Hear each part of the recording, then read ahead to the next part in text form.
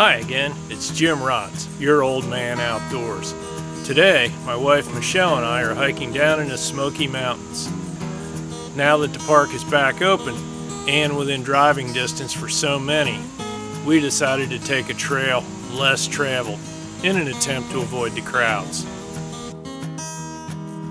We could have tried a more popular trail, going for big views like chimney tops or alum caves, but based on the parking situation, quiet hike immersed in nature would have been all but impossible. Instead, we gave up iconic views and headed for the Smokemont Loop, a 6-mile circle located near the southern end of the park. The hike itself starts within Smokemont Campground near the end of Loop D. Instead of hundreds of cars filling large parking lots and lining the roads, there were just a few cars in the designated hiker lot. The route begins right by the lot on Bradley Fork Trail, so let's get started. We're at about 2,200 feet in elevation at the start. Although the loop eventually climbs to over 3,500 feet, the first 1.7 miles are wide and relatively flat, following the creek. Certainly the creek is an early highlight. Also early on, I noticed some unusual animal scat right on the trail. What kind of large mammal could have left it?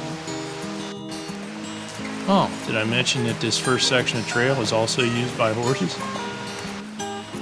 I read the trail can be muddy at times, but after several dry days, there were no problems in that regard.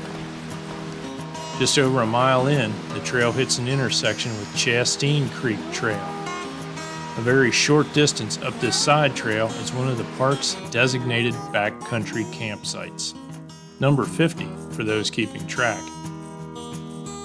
It's a very nice site with water nearby, flat spots to camp, tree stump tables, and even cables to hoist your food up and away from bears or any other critters that might have designs on it. As this might be the easiest backcountry campsite to reach in the entire park, it would be a great spot for that first-time camper. After another half mile or so, Bradley Fork Trail intersects with Smokemont Loop Trail and immediately crosses Bradley Fork.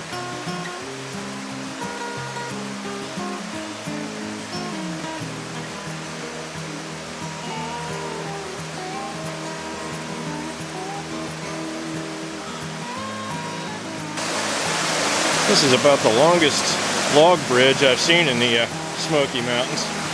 It's got a little bounce to it, but not too slippery. You just got to watch where you put your feet and you'll be fine. Look downstream. Ah!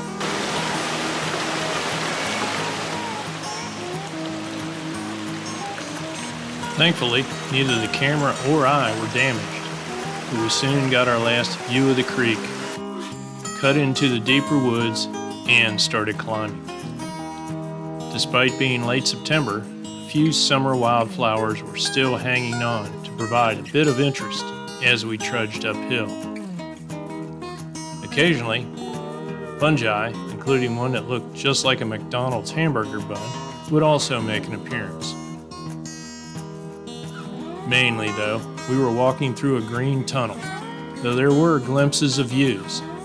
I'm assuming a winter hike on the trail would be significantly better in that regard. After a bit over 1.5 miles of moderate climbing, 3+ miles total, the trail tops out at around 3,600 feet. A log has been thoughtfully placed at that spot, and it worked out as a great spot for both a break and a snack.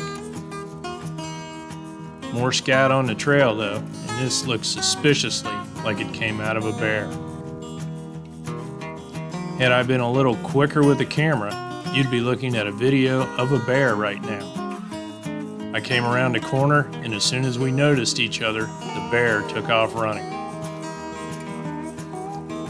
As the trail drops back down, there are a few more open shots, but mostly more pleasant hiking through a green tunnel. Eventually, we ended up back down, hit a service road, and walked back along Bradley Fork for a bit. Throughout the stream, there were a few folks trout fishing. But soon, a service road dumps you back into the campground. There, you hang a left and stroll for a bit until you get back to Loop D and your vehicle, just over 6 miles from where you started. While the Smokemont Loop doesn't provide much in the way of expansive views, it's a great break from the crowds that are rediscovering Great Smoky Mountain National Park. We saw almost as many bear as we saw people, and for me, that's a good day in my book. If you're looking for more information on backpacking in the outdoors from your old man outdoors, be sure and hit the subscribe button. In the meantime, take care and keep hiking.